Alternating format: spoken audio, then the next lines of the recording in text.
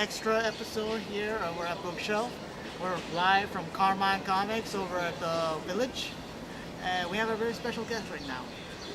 Ken, Yes. tell me about your job as an artist. Where do you get your influences? How do you get started? Oh, wow. Okay. Well, as far as influences are concerned, I really don't have any. At least not any left. Any? Well, even any left. What you got started with you with art? Well, I mean, it really had nothing to do with the business. My dad was an illustrator.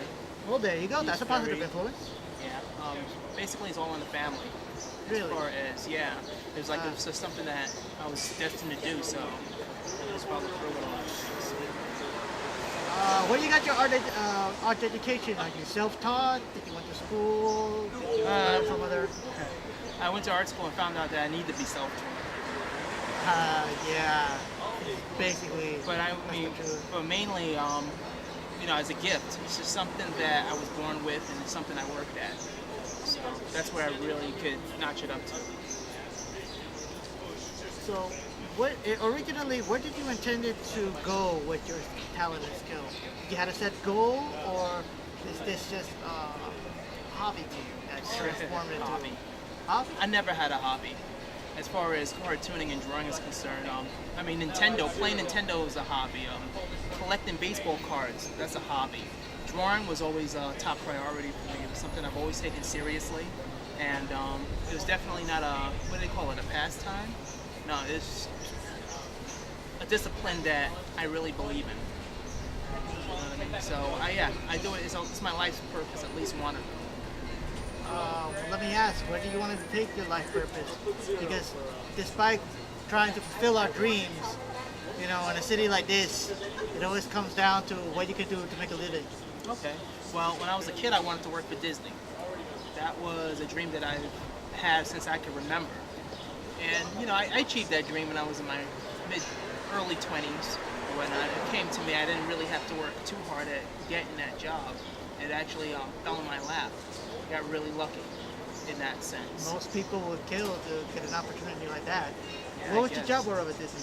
I was a caricaturist. It was a caricaturist. What were you involved in? The media, the graphic design? It was simple stuff. Like, I would draw like tourists. You ever seen those guys that, yeah. like let's say in Times Square, usually a tourist or some local would sit down and they would get a cartoon likeness of themselves.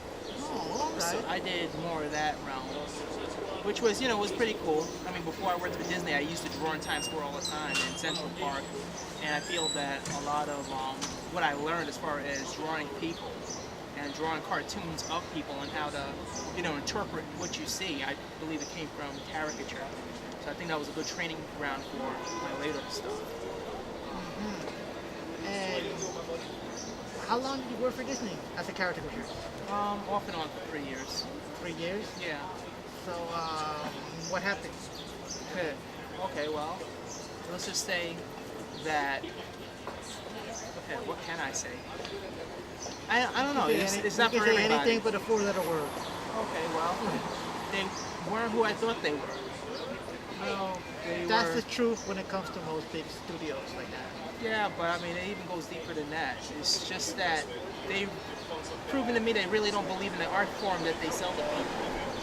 And I didn't feel right being there after a while. There's a lot of really good people that work at Disney, a lot of really talented people. A lot of talented animators and Yeah. caricaturists worked at Disney were sort of sold short of the dream. People like Don Bluth. Well, Don Bluth was smart. Don Yeah. Bluth realized what he was getting into after a while, and he said, forget it. He left. So many other people, saw Disney, the company. I'm not talking about the man himself. I'm not talking about No, of course. his vision or anything. I mean, this is A set the record straight. lot of artists kind of felt that the company fell apart once the man himself was gone. But the thing is that this is my thing. Uh-huh. I'm about drawing. I love drawing cartoons. I love it. I'll never stop. But for me to work with a company that all they care about is money, and then they go out to people who are not very aware of what they're really all about. They're selling these ideas to people.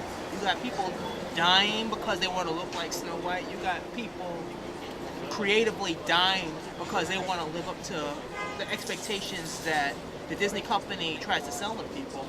You know, when I saw them for what they were, it was like, you know, why am I working for these people? They don't believe in it. I need to either work for somebody who believes in what they're doing, or I should just do it on my own and at least have my integrity, at least have my pride about what I do, and not waste my talent on a bunch of people who only care about manipulating people and making money. That's how I feel about it. Have you ever tried selling your talent to anyone else? I did, you know, but it really goes back to square one. Do you really believe in your product? Do you really believe in what you're doing? And sometimes I come across those people who like, yeah, you know, they are what they say they are, and then you have those who don't care, just want to get something, some interior motive, for whatever reasons why they want to do what they want to do. You know, I'm not perfect, but I know where I stand on this. And yeah, that's just the way it is. I'm just going with the flow at this point. All right. Well, let me ask you, what's your latest product right now? What are you creatively doing? Every artist has a project. Every artist has a Well, goal I that they mean, want to. some people call it projects. I call it execution. You know, because I'm an executor. When I think of something, when I intend to create something, I don't really think about it. I just make it. So I execute it. My latest execution is called Comic Crash. It is for the Pronto Comics. Oh, yeah. And I'm writing and illustrating it. And that's pretty much it. It should be done by July, but that's the latest, as soon as it reaches the editor's hands. So. How many issues of Comic Crash came out? Well, at this point, none, but I finished 3 of them, and it's going to be in the editor's hands. All right, so the first issue is coming July. Yeah. Can you tell me a little bit more about Comic Crash? Well, okay, it's a series of short stories that they're pretty similar to, like, what can I compare it to? Anthology? No, not an anthology. You remember that show Tales of the Crypt where they would have short stories on morals? Mm-hmm. Well, my comic book is very similar to that in that respect. It's not horror, but it's different genres, because I write and draw all genres. So that's why it's called Comic Crash, because it's not just one drama. It's like 2 or 3 different short stories with totally different genres. But does it have a thematic similarity? Is there something tying them together? Or is it just an entire... You know, it's tied in together in a sense of universe. You know, the characters are tied in. Everything is it's all a unity thing with me. What is your favorite genre to do as an artist? Anyone that I choose. Anyone. Like I mean, really at this point I'm doing a lot of fantasy stuff. So that's a lot of fun. The superhero stuff I do every now and then. It gets a little redundant, but it's still fun to do. I do a lot of comic satire. So you like parody? Oh yeah, I love it a lot. In fact, yeah, it's a lot of fun to do. What other comic executions are you working on, or private executions? Well, I mean, really at this point, every execution I do is going public. I mean, I really can't keep all of this to myself at this point. I've kept But so sometimes much. artists would like to make a sketchbook showing wonderful images like this, or Yeah. this incredible bear, and they put out a sketchbook. You have a place where you exhibit your art, where you show your art to the public? Well, I mean, okay, sometimes I do the comic book conventions. You know, I draw it on the spot, or sometimes I would do like the caricatures. And there's one place I do it every week called the Belmont Lounge. Mm-hmm. I do live drawing right there on the spot. Yeah. Where can we Belmont find the Lounge. Belmont Lounge? It's on East 15th Street. East 15th Street? That's right. And I'm there every Thursday. Every Thursday? And every Thursday from 8 o'clock to 2 a.m. And I knock out usually not little sketches like this, but I do them like the size of maybe, yeah, I do them pretty huge. Oh, wow, man. What is your favorite medium to work with? Everything. Anything I put my hands on. It doesn't really matter. Lately I've just been doing a lot of pen and ink. I've been doing a lot of watercolors, which is something I've been doing consistently. But yeah, anything I get my hands on, I can do very well with. It doesn't matter. Oh, man, you're an ultimate utilitarian, man. And I'm glad to see more artists going out there like you. Congratulations. Good luck with Comic Crash. Thank you. And hope to see you soon in another episode of Bookshelf. You'll see me again. Have a great afternoon. Thank Thanks a lot. No problem. Thank you for your time. Sure.